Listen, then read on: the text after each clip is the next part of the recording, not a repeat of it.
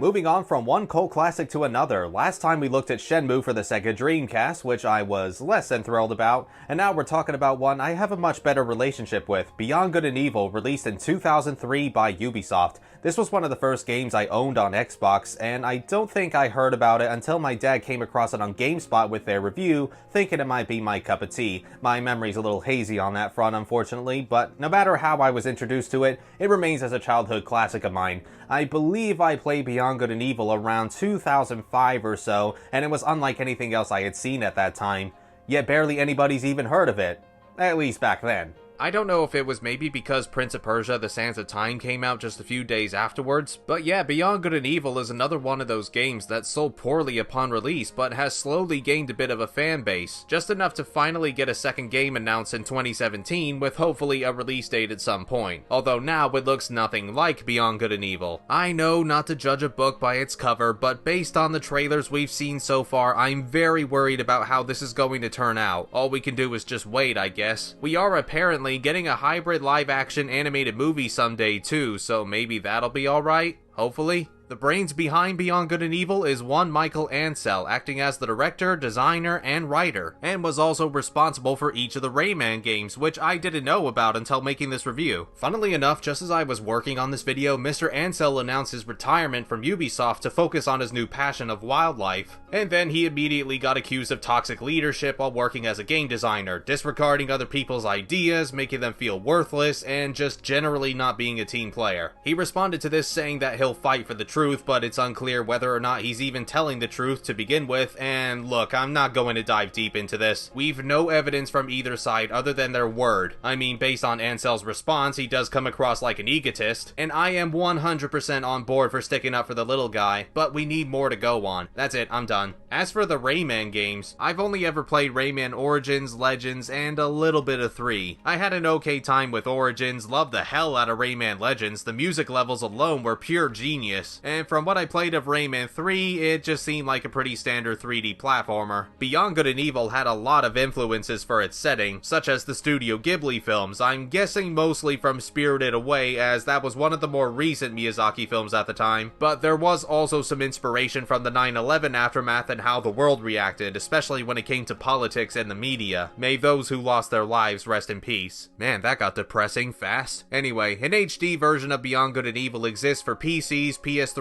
and Xbox 360 should you want to play the game with smoother textures. I'll be using the PS3 version. Our story begins in the year 2435 on the planet Hillis. The protagonist is a young photojournalist named Jade who takes care of some orphans at a lighthouse with some assistance from her uncle Paige, and I know what you're thinking, they look so similar to each other. Nah, but seriously, Jade's parents are no longer around, but Paige was a good friend of her dad, so he's been raising her since she was small. Hillis has also been turned into a flooded city thanks to the war between its military, the Alpha Sections, and an alien race called the Doms. They have to put a Z at the end of that because they're cool, who travel all around the galaxy attacking citizens and either suck the life out of them or insert little spores to make them become mindless slaves. However, there might be more information than we know, as Jade is offered by a man in black to take a picture of a rare twin Doms creature. After she and Paige travel through some mines, they reach the twins and get the photo, but it actually turns out to be the antenna of a much larger Doms creature, which gets defeated after a bit of tussling. Jade and Paige return to the man in black with the picture, who reveals that it was all a test, and meet back with him in a secret room at the Okuda bar. The man is known as Han, and his personality and role is basically on par with Morpheus from the Matrix. He's a member of a resistance group called the Iris Network, who believe that the Alpha Sections might be partnered with the Doms and use the media to make them look like they're protecting Hillis. Not only that, but there have also been plenty of disappearances that may have also been caused by them. None of those claims will stick though without evidence to show to the public, which is where Jade comes in to investigate 3 areas: a factory, a slaughterhouse, and a lunar base. As Jade explores these locations, the accusations against the Alpha Sections may actually be true, as we witness human trafficking and their captors being continuously tortured, like with Double H, one of the Iris Network recruits that went missing in action. Without hesitation, it's up to Jade to expose the Alpha Sections for who they really are, and gradually influence the citizens of Hillis to fight back against them. Many of the themes in Beyond Good and Evil did go over my head somewhat as as a kid, like a corrupt government, propaganda, the lies of the media, or fake news as we now call it, as well as massive protesting. But I still understood that there was inner evil that needed exposing, and helping Jade take pictures to do that was pretty satisfying to me. Even as an adult, I still sometimes struggle to understand what's going on in the world, but the basic moral of Beyond Good and Evil is that you shouldn't believe everything that you're told, especially at this current time during the coronavirus pandemic. For the record, I am not suggesting you shouldn't wear a mask or wash your hands. Please do that, I can't stress it enough. The plot is pretty easy to follow anyway, and the relationship between Jade and Paige is just charming as hell. I didn't realize your pliers came equipped with the club option.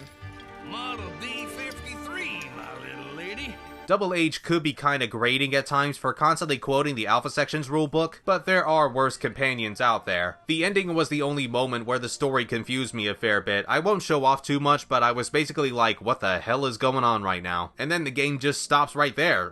Was that it? Oh well, as for the gameplay, it's an interesting mixture of puzzle exploration like in Zelda, only not nearly as big a scale, and a collectathon similar to what you'd see in a lot of 3D platformers around that era, while also throwing some stealth sections for good measure. My family had gotten a GameCube not long before we received this game, meaning I was already really into Super Mario Sunshine and Zelda the Wind Waker by that point, so having Beyond Good and Evil be a fusion of sorts was something I'd be totally on board with. Puzzles aren't anything too brain-taxing. You push this crate here, you press this button here, place this thing here, and turn this thing here. But kinda like in Sands of Time, they still somehow manage to be cleverly designed, forcing you to use physics and think outside of the box. I got stuck maybe a couple of times in the game, but for the most part, the puzzles are pretty simple to figure out. And I'll never forget the moment I found Paige's spaceship, the Beluga. I spent hours as a kid trying to find the codes to access it, and I drove all around Hillis in the hovercraft Jade uses to travel, only to find out I had the hints right in my inventory, but damn it, I was a proud little 10-year-old for clearing this game without a guide. I don't remember if I got all the pearls in my playthrough. Beyond Good and Evil's collectible MacGuffin needed to buy parts for your hovercraft to reach new areas, but it's not possible to get all of them nowadays anyway. The reason being that there's one pearl which requires you to put in a code you could only get by signing into the now defunct website it gives you. Jade herself still controls pretty well for the most part. She can't jump unless you reach a gap Zelda style, but she can climb onto things higher than her.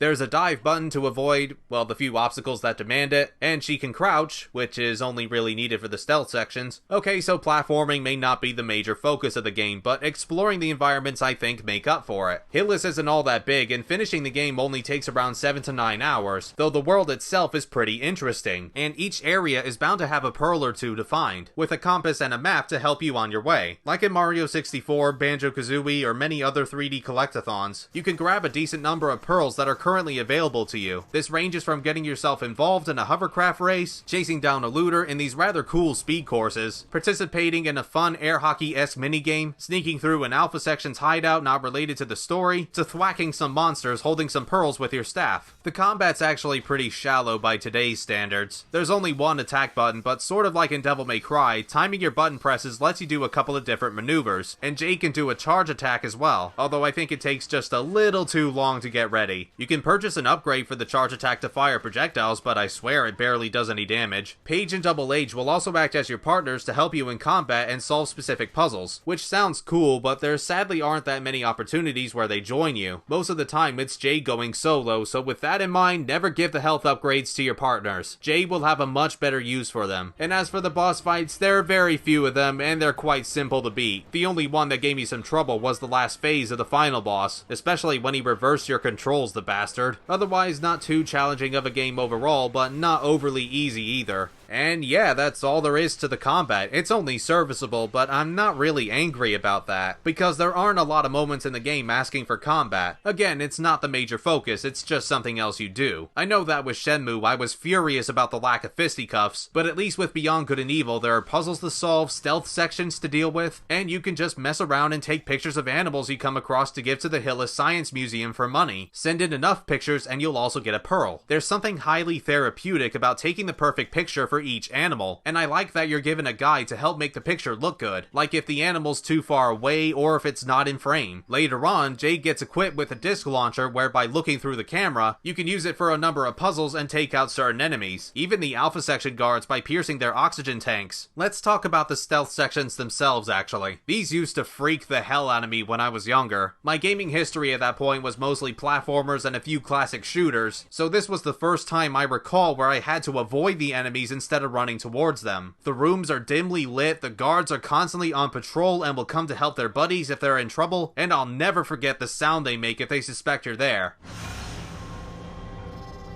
The inclusion of insta-kill lasers made things even more tense. Beforehand, as long as you had skillful dodging, you could take out the guards with brute force if you get caught. But when these things come in, you can't get away with that at all. Now you have no choice but to be sneaky, going behind the guards, kicking their tanks, and watching them float away and explode.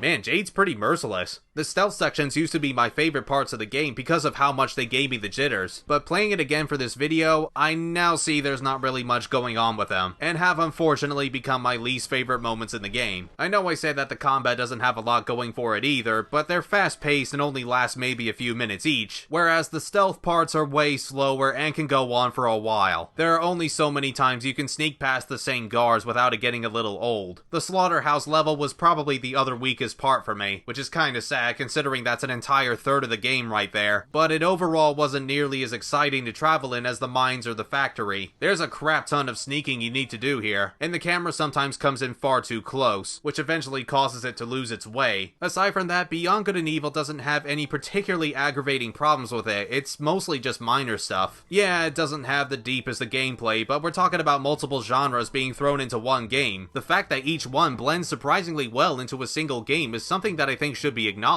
I'll always have a huge soft spot for Beyond Good and Evil, though I honestly can't say if newcomers would appreciate it these days. It may not stick as well as it did back in 2003. I suppose part of my enjoyment for the game does come from nostalgia, and it still plays fine in my opinion, but the mechanics may be a little too simple in 2020. The HD and PC versions are incredibly cheap, however, so by all means give it a look, and please give this game more love. If not just for the Mamago garage music that never leaves my head every time I step in. I pray that the second game will be just as good whenever it releases. Ah, nice, easy review. You know, I didn't intend for the Shenmue video to be as long as it was, so this was a nice breather, especially since I also did that long-ass Persona 1 video beforehand. And speaking of Persona, during the next two videos, we'll be finally wrapping up that series of videos as we at long last discuss the Persona 2 duology, starting with Persona 2 Innocent Sin for the PSP. I hope the wait will be worth it. Thanks everyone for watching, stay safe, stay healthy, and take care of yourselves. We're looking at one I have a much better relationship with. I don't... Damn. Alright, rehydrate myself. I'm not really a coffee person, by the way. I drink specifically tea. I'm half English after all, so I guess that makes sense.